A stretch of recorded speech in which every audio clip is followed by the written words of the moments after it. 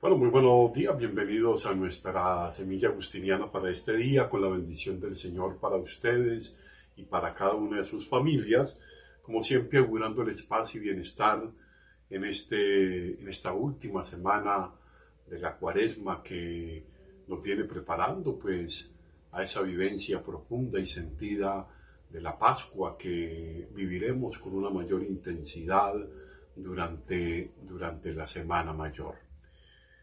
Hoy vamos a considerar una semilla especial, un poco una pregunta que de pronto puede calarnos hoy, después de grandes procesos de evangelización, ¿no?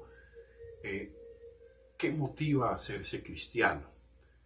Y este siglo cuarto, estos primeros siglos de la experiencia cristiana, marcaban direcciones importantes que a veces nosotros con el correr del tiempo hemos ido un poco más como sumando gregarios, sumando registros, sumando muchos bautizos, ¿no? Pero a la hora de la verdad, ¿por qué me hice cristiano? ¿Por qué hacemos cristianos a nuestros hijos? ¿Por qué profesamos la fe cristiana? Creo que esta es una pregunta y es la que hoy de pronto en esta semilla Agustín nos quiere plantear. Déjenme yo ponerme aquí una cosita.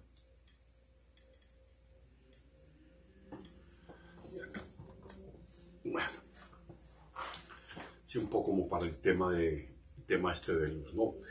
Bueno, vamos a ver este texto que me parece que va a abrir muchos interrogantes y seguramente nos va a ofrecer mucha ayuda en la motivación del por qué me hago cristiano, ¿no?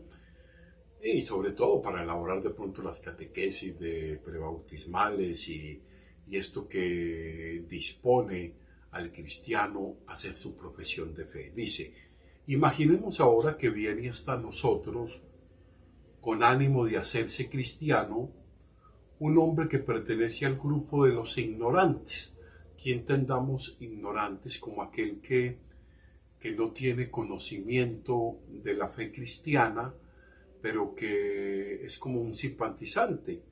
Entonces, el grupo de los ignorantes, no de los habitantes en el campo, sino de los de la ciudad, o sea, de aquellos que andan más entretenidos y dispersos, como muchos de los que tú necesariamente has encontrado en Cartago. Te llega una persona que quiere hacerse cristiana, ¿no?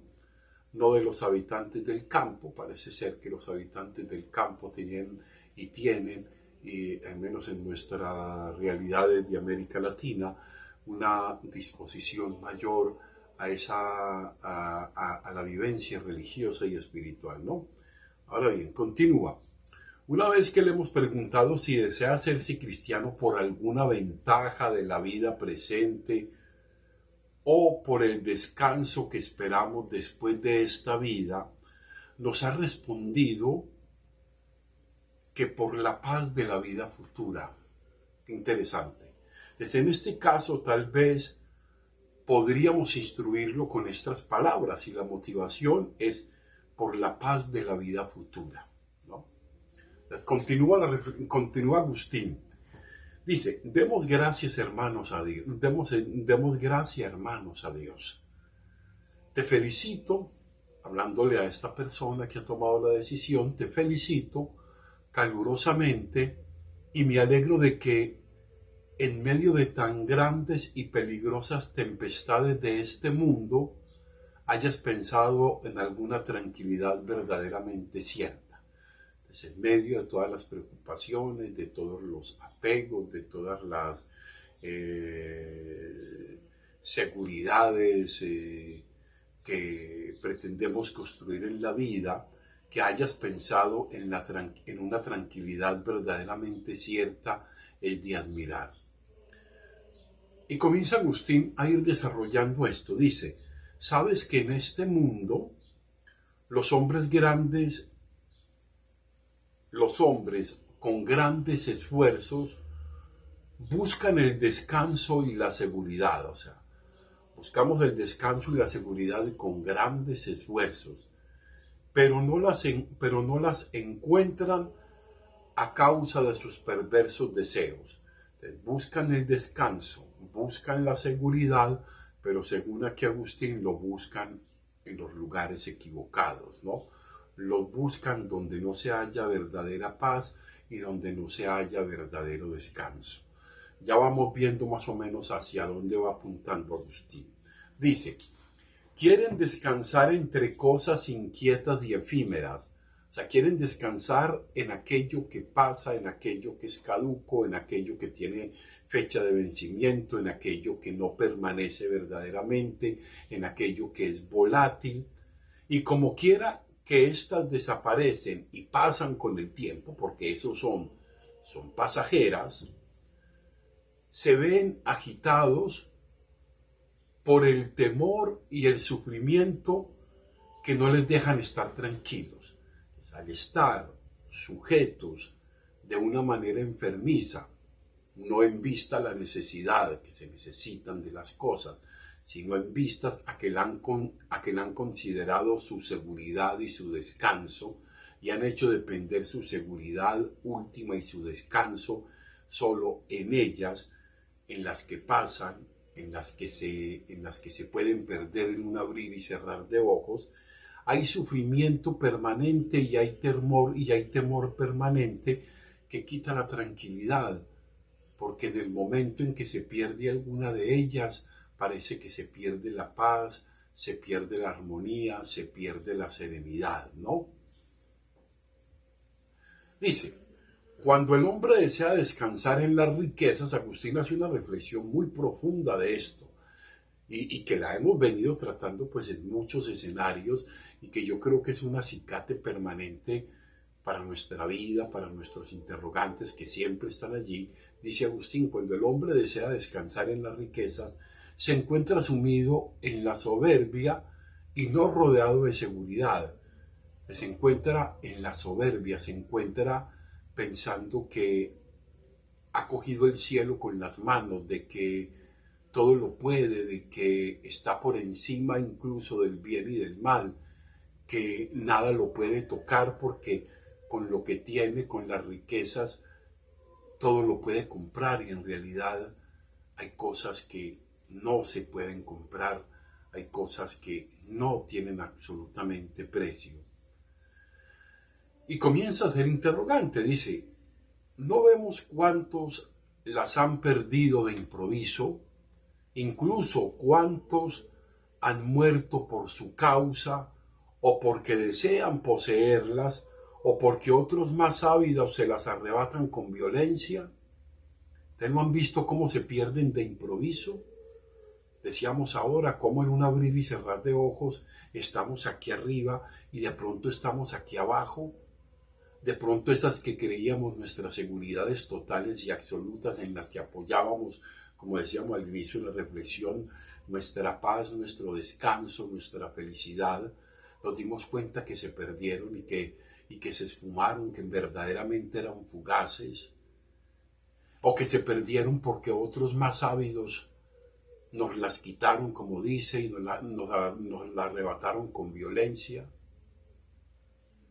Pero aun cuando permanecieran toda la vida en poder del poseedor, aunque se permanecieran toda la vida, aunque las tuvieras y no las perdieran, dice Agustín, y no abandonaran a quien las apetece, este al morir tendría que dejarlas.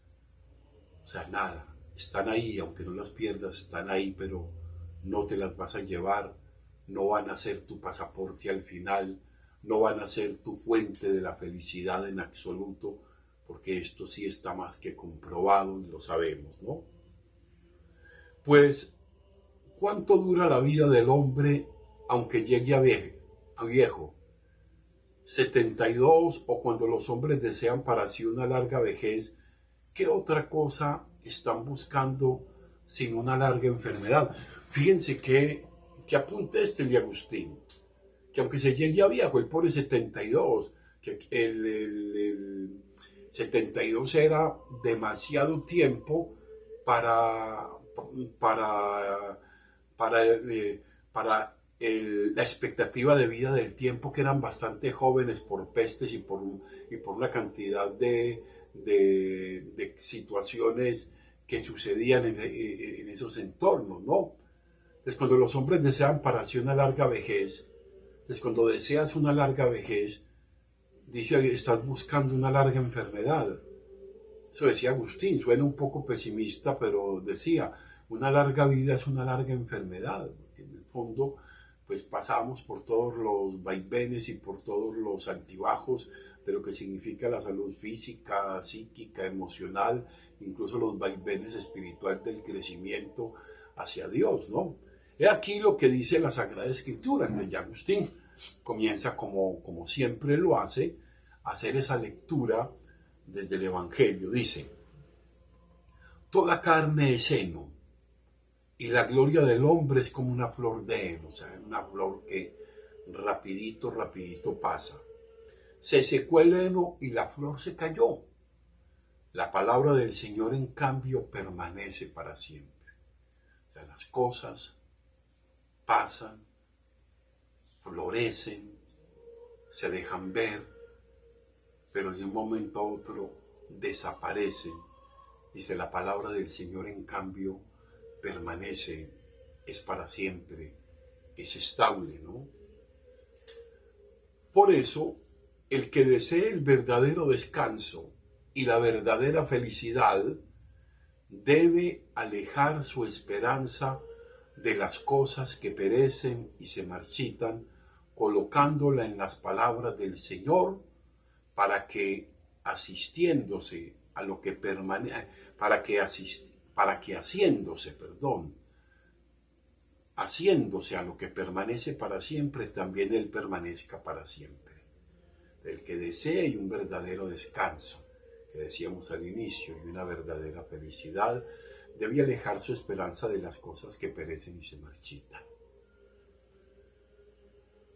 Lo hemos dicho hasta la saciedad, de las cosas necesitamos, pero no podemos hacer depender de ellas nuestra felicidad.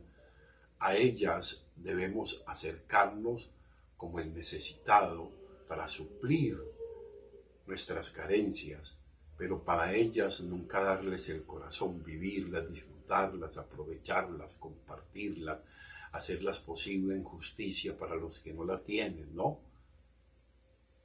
Desacerquémonos a lo que permanece, a esa palabra de Dios que puesta en el corazón es una fuente que hace que la esperanza y la vida permanezca, y como diría San Juan, una fuente que brota hasta la vida eterna, y que en la vida futura, en aquella que no tiene fin, es donde está el verdadero descanso y la verdadera felicidad, sin con eso decir que aquí tengamos que pasarla mal, no, absolutamente, pero saber que lo de aquí es de paso, lo de aquí, y recibámoslo como bendición, ¿no? Ahora bien, vamos a hacer un comentario un poco más detallado de este texto que me parece nos aporta bastantes luces, ¿no? Ya lo hemos dicho. Es un bello texto que, aunque largo, tiene mucho que ver con la esencia del cristianismo, ¿no? Es el centro del cristianismo y nos toma en una época de crecimiento, de institucionalización y en una esperanza cierta para el hombre y mujer de fe en esperar bienes después de la muerte, ¿no? Interesante. Y el centro del texto está en la respuesta a la pregunta sobre en qué bienes tenemos que poner nuestra atención y empeño, en los que se marchitan o en los que no se marchitan y permanecen. Sabemos que debe haber un equilibrio, pero sabemos que en lo que pasa nunca hay confianza total, porque pasan, ¿no? En las cosas que perecen o en las que no perecen, en definitiva. A eso que aspira el cristiano, eso me parece de una riqueza impresionante, aunque muy duro de hacer entender hoy. Eso es muy duro de hacer entender hoy, porque no es la Eucaristía y los sacramentos, que son muy válidos y medios indiscutibles para la vivencia de la vida cristiana y su progreso hacia la vida eterna.